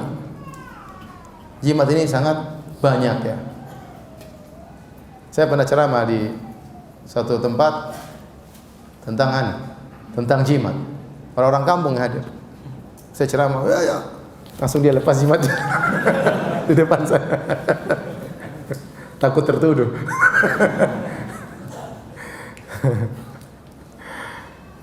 Orang-orang Indonesia suka pakai gelang. Terkadang jimat, terkadang bukan. Ada suatu hari ada orang umroh, dia pakai gelang apa? Gelang keren lah, gelang apa? Terbuat dari tenunan apa namanya? Kain, keren. Datang orang Saudi satu ceramain dia. Saya bilang itu bukan jimat, Pak. Oh, udah kan orang Saudi gitu apa namanya? Jengkel kalau orang pakai jimat. Ternyata gelang gaya. Gelang gaya. Karena laki-laki tidak biasa pakai gelang. Pakai gelang biasanya perempuan. Makanya aneh kalau ada laki-laki pakai gelang disangka pakai apa? Jimat. Jimat, kata Nabi SAW, man allaqa syai'an ukila ilaihi, man allaqa syai'an faqad asyrak, man ta'allaqa syai'an faqad asyrak. Barang siapa menggantungkan sesuatu, maka dia telah berbuat kesyirikan. Barang siapa menggantungkan sesuatu, maka akan dibuat bertawakal kepada sesuatu tersebut. Apa itu jimat? Segala yang dipakai, yang digantungkan, yang ditempelkan dalam rangka untuk menolak bala atau mengangkat bala. Segala yang ditempelkan, digantungkan, diikatkan dalam rangka menolak bala atau untuk mengangkat bala. Ada seorang sahabat, dia pakai jimat, ketemu dengan Nabi SAW. Nabi bertanya, ma hadhihi? Apa jimat yang kau pakai ini? Apa yang kau pakai? Ada tali dia pakai. Kata dia, minal wahina. Ya Rasulullah, karena saya ada sakit. Kata Nabi SAW, inzi'ha, cabut, buang itu jimat. Fa innaka law mita wa hiya 'alaik ma aflata abadan. Kalau kau meninggal, ternyata masih ada jimat di tanganmu, kau tidak akan selamat selama-lamanya. Ya, kencang Nabi tegur. Karena ini masalah syirik, bukan main-main. Nabi pernah menyuruh sahabat untuk memutuskan seluruh jimat-jimat yang dipakai di onta-onta. Karena kebiasaan mereka. Mereka pakai pasang jimat di onta. Jadi mereka punya tali untuk busur panah, tali busur. Kalau talinya sudah lama, sudah jadi usang, sudah jadi barang antik, dijadikan jimat. Itu kebiasaan orang Arab dahulu. Dijadikan jimat. Mereka ikatkan pada hewan-hewan. Nah sekarang jimat, semua yang diikatkan, digantungkan, ditempelkan. Contoh, seorang pasang jimat di mobilnya, tulisan macam-macam supaya mobilnya tidak kena ain atau tidak tabrakan atau tidak apa, itu namanya jimat. Seorang pasang jimat taruh di dapurnya supaya tidak kebakaran. Ada orang pakai jimat supaya laris dagangannya. Kalau dia pergi ke pasar, dia bawa jimat tersebut. Kalau jimatnya ketinggalan, dia pulang. Seakan-akan rezeki tidak bakalan datang. Allah buat dia orang dia jadi tawakal kepada apa? Jimat tersebut. Harusnya orang kan kalau keluar rumah, bismillah, tawakkaltu 'ala Allah. Doa yang indah. Dengan nama Allah aku bertawakal kepada Allah. La haula wala quwata illa billah. Tidak ada daya upaya, tidak ada keberhasilan, tidak ada kesuksesan kecuali dari siapa? Allah Subhanahu wa taala. Allahumma inni a'udzubika an adil au dhal au azil au zal au zlim au zlam au ajalu jal alaihi. Doa yang sangat indah keluar rumah. Masuk pasar ada doanya. Kita selalu diajar berdoa agar kita senantiasa bertawakal kepada Allah. Nah, jimat merusak itu semuanya. Jimat kebal berkelahi pakai jimat. Berkelahi. Mau jihad pakai jimat. Kamu kok enggak ikut jihad? Jimat ketinggalan. Kalau saya enggak pakai jimat nanti saya mati syahid. Tawakalnya sama jimat. Repot. Jimat supaya menang main judi. Dulu saya kecil di Papua. Itu kecil kadang main gambar-gambar itu. Masih kecil-kecil loh. Nanti pasang yang menang dapat. Ada yang bilang, Keranda, ada jimat bagus. Apa jimat? Supaya menang main itu, main apa? Gambar. Cari cicak yang ekornya 2. Saya cari waktu itu. Masih kecil-kecil dulu. Oh, saya enggak tahu mau bisa menang lumayan dapat banyak. Bisa dijual dapat duit. Susahnya cari cicak ekor 2 itu enggak gampang loh. Satu ekornya cari lagi. Nanti dapat cicak ekor 2, dijemur, dikeringkan, dimasukkan dalam apa? Udah diikat, dipakai, menang terus nanti. Bayangkan jimat untuk menang judi. Sudah judinya rusak, pakai jimat lagi. Macam-macam orang. Jadi jimat sekarang bentuknya macam-macam. Tidak harus digantungkan, terkadang dituliskan. Terkadang dituliskan di badannya, terkadang dalam bentuk tato. Terkadang digantungkan, ya. Terkadang diikatkan, terkadang di pinggangnya. Bahkan ada yang pakai di kolornya. Benar ya? Termasuk di antara yang jadi jimat yang tersebar di masyarakat adalah foto kiai tuan guru jadi jimat. Banyak itu. Dia tempelkan foto tuan gurunya, kenapa? Untuk menolak bala. Itu mereka yakini. Mereka buka toko pasang tempel foto tuan guru. Supaya apa? Supaya kalau kebakaran enggak jadi kebakaran. Ini namanya jimat. Tuan guru dijadikan apa? Jimat. Ini syirik, enggak boleh. Syirik. Ya. Dan ini banyak tersebar di masyarakat. Sebagian orang menjadikan tulisan Quran sebagai jimat. Dan ini juga rawan, ya. Hampir tidak ditemukan murni tulisan Quran jadikan jimat. Seringnya tulisan Quran tersebut dipermainkan. Terkadang tulisannya dipisah-pisah, hurufnya dipisah-pisah. Terkadang tulis dari kiri menuju kanan. Terkadang tulisan Quran tapi dicampur dengan raja-raja, ada angka-angka, ada pagar-pagar, ya. Ada bintang, bintang pagar. Jadi raja, ya, macam-macam. Terkadang tulisan Quran ditulis pakai darah haid. Terkadang pakai darah kodok, ya benar. Terkadang ditulis di kulit binatang yang itu najis atau bangkai. Saya punya kawan, dia cerita sama saya. Dia kepala masjid di Masjid Nabawi, ya. Dia datang, dia pergi ke Afrika, dia berdakwah. Banyak orang pakai jimat. Maka dia tantang waktu itu. Yang pakai jimat Quran murni saya kasih hadiah. Ternyata mereka bongkar semua jimatnya, tidak ada Quran murni, semuanya macam-macam, semuanya ngawur. Dan ini berbahaya, setan permainkan, mencampurkan Al-Quran dengan apa? Kesyirikan. Kalaupun Al-Quran murni juga tidak boleh, karena Nabi tidak pernah mengajarkan seperti itu. Yang Nabi ajarkan Al-Quran dibaca. Orang sebelum tidur baca ayat kursi, qul a'udzu birabbil falaq, qul a'udzu birabbin nas. Bukan dia tulis di lembaran kemudian tempel.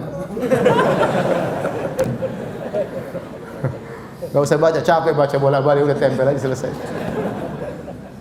Atau ditaruh ayat kursi di atas, sebelum tidur ayat kursi. Kenapa? Setan gak jadi masuk. Oh, setan nggak baca ayat kursi kok. Setan langsung goda ya. Seperti itu. Semua yang Nabi ajarkan doa, entah dibaca, ditiupkan, diusapkan dengan dibaca, bukan ditempelkan. Oleh karena sunnahnya Al-Quran itu wirid-wirid dibaca, bukan ditempelkan. Apalagi tulisan Al-Quran ditempelkan sama anak kecil. Anak kecil masuk toilet kadang ingusnya kena anu. Apalagi ada orang mungkin pakai Al-Quran kemudian dia maksiat, melihat yang haram, kadang dia berzina, pakai jimat Al-Quran. Ini kan penghinaan terhadap Al-Quran. Maka yang benar bahwasanya jimat itu hukumnya haram secara mutlak, baik Al-Quran murni maupun selain Al-Quran. Adapun kalau Al-Quran murni maka yang jelas hukumnya haram, ya. Adapun selain Al-Quran maka syirik pada Allah Subhanahu wa taala. Dan di antara syirik kecil yang terakhir mungkin tentang tatoyur. Tatoyur adalah mengkait-kaitkan nasib sial dengan sesuatu yang dilihat, sesuatu yang didengar, angka tertentu, hari tertentu, bulan tertentu, bunga tertentu, hewan tertentu. Semua dianggap dengan nasib sial. Kata Nabi, at-tiyaratu syirkun. Tatoyur adalah syirik. Ya, asalnya tatoyur dari toyir, yaitu hewan, zajrut toyir, burung. Dahulu orang-orang Arab jahiliyah kalau mereka ingin bersafar, mereka datang ke burung tertentu, mereka usir. Kalau burungnya terbang ke kanan, mereka lanjutkan safar. Kalau burungnya terbang ke kiri, mereka enggak jadi safar, ya. Sehingga jadi istilah tatoyur. Dan zaman sekarang masih banyak orang bertatoyur. Contoh sederhana saja yang saya tidak habis pikir sampai sekarang, menganggap angka 13 angka sial. Subhanallah, enggak ada pesawat angka 13, enggak ada. Kursi nomor 13 tidak? Tidak ada. Hotel-hotel juga tidak ada lantai nomor 13. Karena lantainya cuma 8 ya. Tidak ada. Nanti nomor kadang angka 4 dianggap sial. Hotel lantai apa? Lantai 1, lantai 2, lantai 3, lantai 3A, lantai 5. Subhanallah. Ini yang bodoh siapa? Yang kalau 3 itu yang 4 itu. Takut ditulis batu siapa? 3. Nanti kalau punya anak 5, nanti bilang yang anak pertama, anak kedua, anak 3, 3A. Anak kelima. Anak keempatnya mana? Ini anak 3 anak.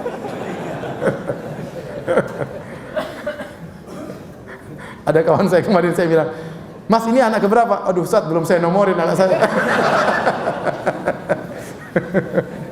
Untung belum saya nomorin istri saya, enggak.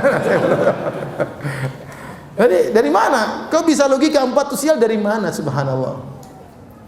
Ya, enggak, ini istri saya pertama, istri kedua, istri 3, istri 3A, subhanallah. Dari mana kemudian menganggap itu sesuatu yang sangat tidak logis, tidak ada ilmiahnya, datang dari negeri barat, negeri kafir, diadopsi oleh orang Islam. Orang takut dengan angka 13. Rumah enggak ada nomor 13. Bedanya 13 sama 12, enggak ada bedanya. Apa bedanya? Dalam kesialan dan keberuntungan enggak ada.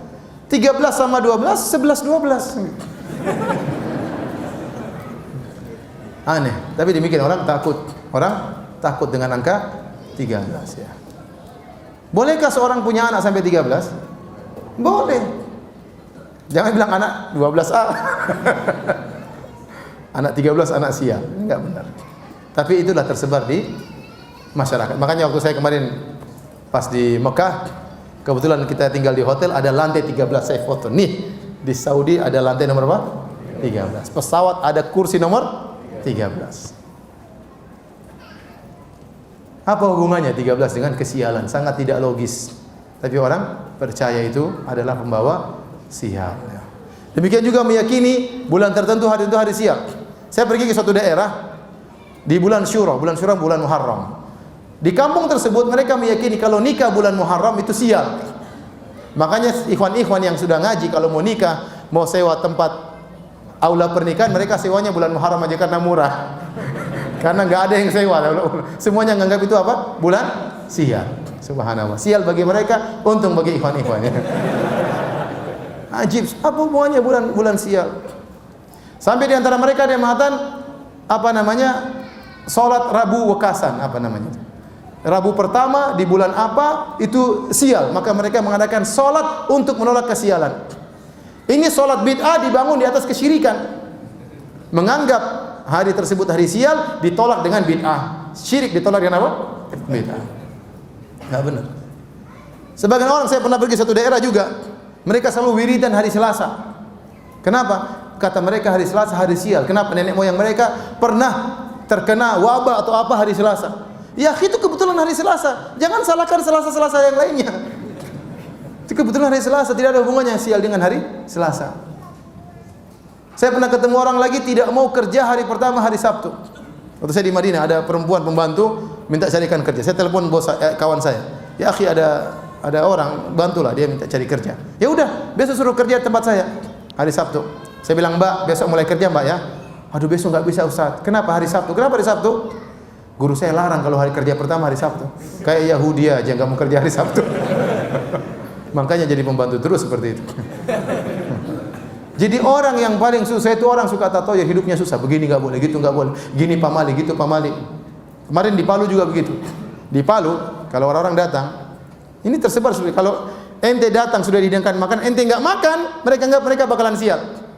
Enggak tahu apakah, tapi yang teman saya cerita seperti itu. Harus makan. Ustaz gimana Ustaz kalau kita udah kenyang? Tapi mereka bilang enggak boleh, harus makan. Kalau ente pergi enggak makan nanti sial. Ini kan enggak boleh seperti itu. Ya kalau orang udah kekenyangan mau diapain? Ya simpan di kulkas, besok saya makan. Atau enggak bungkus, harus makan, enggak boleh bungkus. Enggak sial. Potong kuku depan pintu katanya apa? Sial. Ya subhanallah. Ya. Ada burung hantu hinggap di rumah, bahaya. 2 ekor, bahaya. 2 orang, bahaya. Coba, berarti ada 2 orang yang kan celaka. Padahal burung hantunya lagi bermesraan suami istri. Sial-sialin. Saya punya kawan, punya punya kebun sawit ya. Luas kebun sawitnya. Di antara kan kebun sawit itu punya hama tikus. Untuk melawan hama tikus tersebut ada 2 cara. Kalau di Papua mereka dengan kobra, dengan apa? Ular kobra. Untuk makan, jadi ekosistem tetap berjalan. Ular kobra itu untuk makan apa? Tikus-tikus. Kalau di tempat lain, di tempat teman saya dengan pelihara burung hantu. Jadi mereka mengembangbiakan apa? Burung hantu. Untuk makan apa? Tikus-tikus tersebut. Ini burung hantu sial semua dikembangbiakan. Ya, dari mana? Apa hubungannya burung hantu dengan kesialan? Ya. Kata Nabi, walaham. Tidak ada kesialan berkaitan dengan burung hantu. Inilah yang membuat repot sebagian kaum muslimin. Mau nikah, kamu lahir bulan apa? Lahir malam Jumat Kliwon. Kamu malam Sabtu Legi. Ya, itu hitung-hitungan. Pakai rumus forecast keluar. Kamu enggak boleh nikah lagi kecuali 7 bulan lagi. Waduh, sial bener ya. Ini bikin susah orang seperti itu. Ya. Mau nikah sekarang enggak boleh, ini bulan sial, tunggu. Gimana? Siapa yang ngajarin sebelum? Makanya buku-buku primun itu buku-buku syirik, bakar dan buang. Itu buku-buku apa? Kesyirikan. Buku-buku kejawen-kejawen yang kesyirikan. Kejawen yang baik kita pertahankan. Kejawen yang kesyirikan dibuang. Dibakar, enggak boleh dibiarkan karena itu mengajarkan kepada kesyirikan. Ya. Baik. Hadirin hadirat Allah Subhanahu wa taala, demikian saja kajian kita. Yang bertanya saya persilahkan. Wallahu taala alam bisawab. Apakah mempercayai anak sakit karena makan sesuatu termasuk bentuk kesyirikan? Ya tidaklah. Kalau dia makan kecoa sakit ya wajar. Ada anak kecil enggak tahu dia ambil semua dimakan, dikira coklat ternyata kecoa. Terus sakit perut ya wajar lah. Ya dokter kan harus cari tahu ini sakitnya, mungkin makan diperiksa.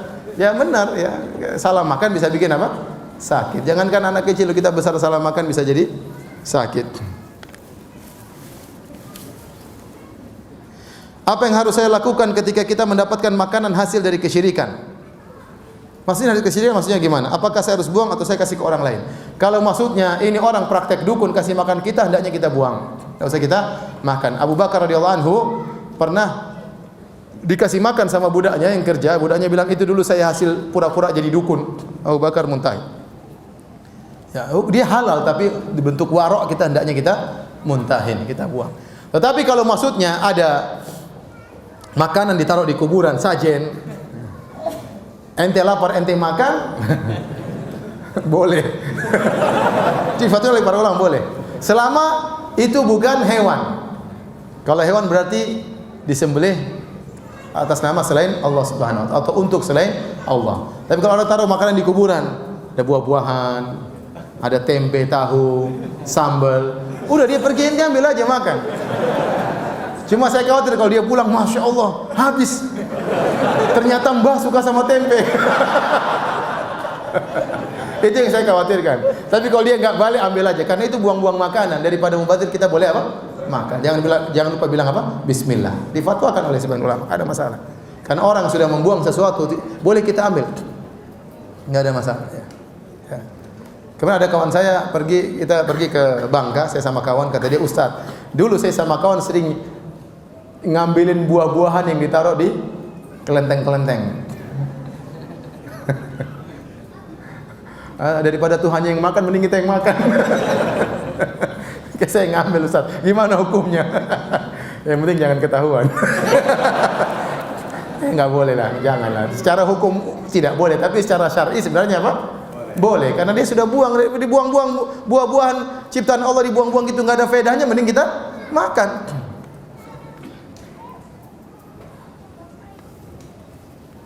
Apa hukumnya jika kita menginginkan pernikahan secara syar'i tanpa adanya kesyirikan? Contohnya kejawen. Sedang orang tua kita tetap kekeh akan menggunakan hal tersebut.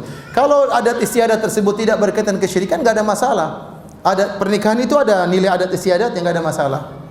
Ya, sebagai pernikahan ada penyerahan, ada sesuatu itu nggak ada masalah. Tapi kalau adat istiadat tersebut ternyata ada kesyirikannya, maka nggak boleh. Harus pakai dupa-dupa. Misalnya harus injak telur. Saya nggak tahu kenapa injak telur itu. Nggak mungkin, menurut perasaan saya nggak mungkin injak telur kecuali ada sesuatu yang diyakini. Kalau nggak, ngapain injak telur? Mubazir, nggak boleh. Islam melarang kita apa? Mubazir. Harus injak telur. Kenapa injak telur? Kalau ada keyakinan seperti itu, oh kalau kamu nggak injak telur nanti begini, sudah. Itu tidak boleh, itu berarti syirik. Bilang, Umi kalau yang ini saya nggak mau. Kalau yang lain selama tidak ada masalah, tidak syirik, adat istiadat tidak melanggar syariat, maka dipertahankan, tidak ada masalah. Karena hukum asal dalam adat istiadat adalah boleh. Saya mau tanya, kalau kita datang setiap hari ke makam anak untuk mendoakannya, termasuk enggak, kita mendoakannya baik. Kita datang kepada kuburan, kita doakan anak kita di kuburan atau di rumah boleh. Cuma kalau wanita tidak boleh sering ke kuburan. La'anallahu zawaratil kubur. Allah melaknat wanita yang sering-sering apa? Ke kuburan. Wanita sesekali ke kuburan. Tapi kalau sering-sering, karena hati mereka lemah. Sering kuburan akhirnya nangis terus, sedih terus. Yaitu yang kadang-kadang akhirnya membuat mereka terhalangi dari banyak kegiatan yang bermanfaat. Karena terlalu sering apa? Bersedih. Jadi wanita tidak dianjurkan untuk sering ke kuburan. Apakah termasuk syirik memajang ayat kursi di rumah untuk mengusir jin? Jawabannya tidak ya. Selama itu Al-Quran murni tidak, tapi sebaiknya tidak dilakukan karena tidak ada dalilnya. Tidak ada dalilnya.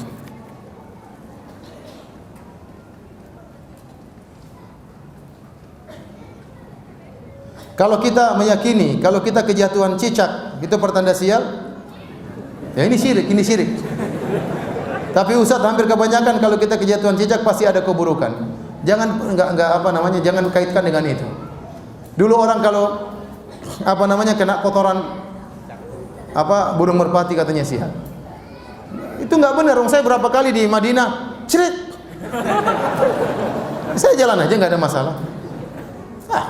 Tinggal bersihkan di jalan lah, enggak ada masalah, enggak ada. Kalau kita punya keyakinan jadi itu nanti.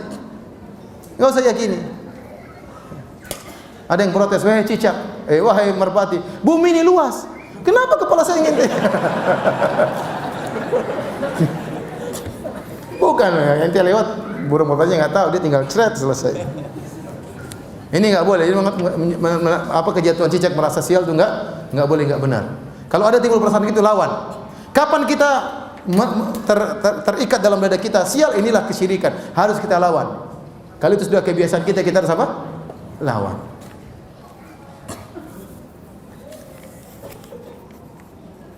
Ada orang yang percaya bahwa di kampung atau wilayahnya ada ustadz atau ustazah yang dapat melihat masa depan. Namun cara mengatasi segala masa depan tersebut dengan menjadikan orang yang diramalnya disuruh lebih dekat dengan Allah. Ini tidak benar, ini dukun ya. Tidak ada yang tahu masa depan kecuali siapa? Allah Subhanahu. Nabi saja tidak tahu kecuali diberitahu oleh Allah Subhanahu wa taala. Ya sekarang ini macam-macam ya. Saya kemarin ketemu orang. Saya habis ceramah kemudian ngobrol sama seorang, dia pemilik hotel ya, cerita. Ustaz, saya pernah ketemu Nabi Khadir. Di mana ceritanya, Pak? Dia cerita, satu hari kami kumpul dan kami tokoh-tokoh, banyak orang-orang besar lah. Saya nggak ingin sebutin, tapi orang-orang besar. orang besar, kemudian kita kumpul dalam rangka bertemu dengan Nabi Khidir kata dia. Kemudian lampu dimatikan, kami nunggu Nabi Khidir datang. Tiba-tiba ada cahaya. Tish. Tiba-tiba cahaya tersebut hilang. Akhirnya kami disuruh ngantri masuk ke ruangan tersebut, ketemu Nabi Khidir. Semuanya ada 1, 2, 3. Akhirnya saya masuk, Ustaz. Gimana Pak? Iya, saya nggak lihat dia, tapi saya rasa ada dia di depan saya. Karena ngobrol, terus ente ngobrol sama Nabi Khidir. Iya, apa kata Nabi Khidir? Bapak mau apa? Nabi Khidirnya bisa bahasa Indonesia? Bisa Ustaz.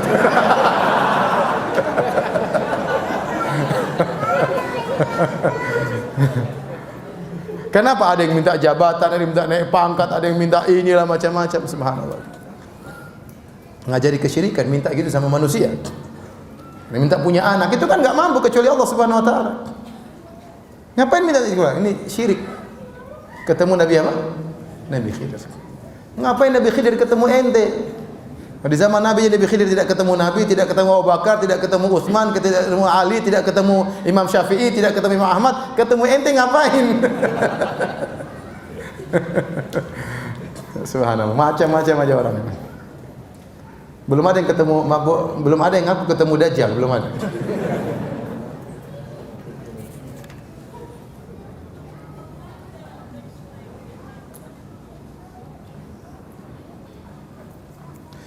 Dulu nenek saya semasa hidupnya setiap malam Jumat sediain air bunga dan sajian di awal malam Ramadan. Tapi nenek saya rajin ibadah yang wajib maupun yang sunnah. Ini mungkin nenek tidak ngerti. Dia tidak ngerti ya. Apakah saya boleh mendoakan nenek? Tidak ada.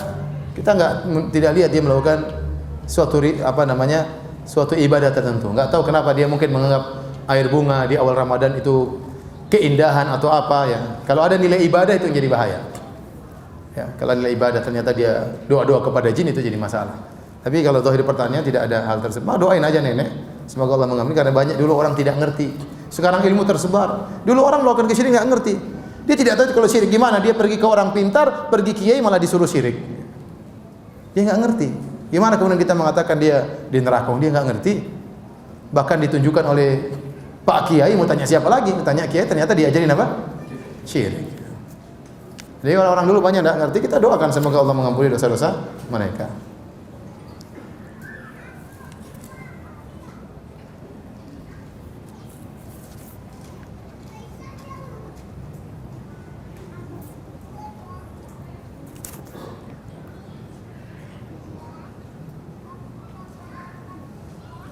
Keponakan saya tanggal giginya. Kakak saya bilang padanya untuk meletakkan giginya di balik bantal. Dia bilang akan ada peri gigi yang menggantikannya dengan hadiah. Apa ini syirik? Kebanyakan nonton film kartun.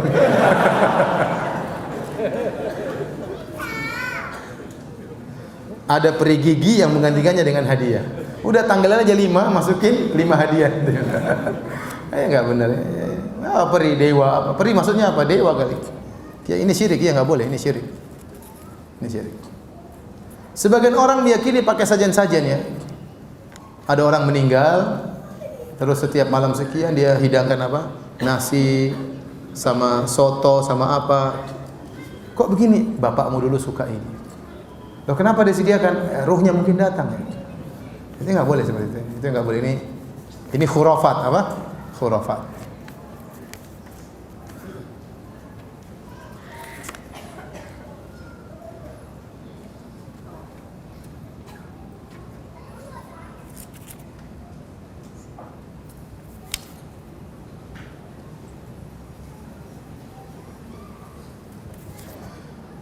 Baik, demikian saja kajian kita.